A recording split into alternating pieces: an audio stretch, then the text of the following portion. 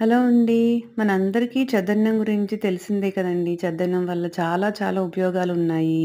ఇమ్యూనిటీని పెంచుతుందని అందరికీ తెలిసిందే కదా! మన శరీరానికి చలువ చేస్తుంది కూడాను.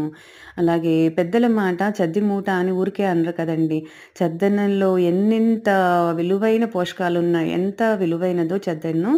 అలాగే పెద్దల మాట కూడా అంతే విలువైనదని చద్దన్నంతో పోల్చారు కదా! మన పెద్దవాళ్ళు.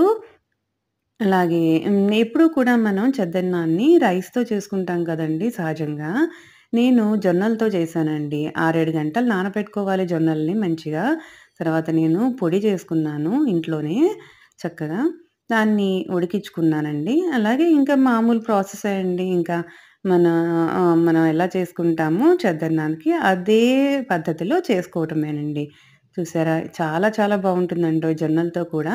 మీరు కూడా తప్పకుండా ట్రై చేయండి. జొన్నలతో చేసిన చద్దన్నం. అలాగే కాంజీ అంటారు ఒక ప్లేసుల్లో.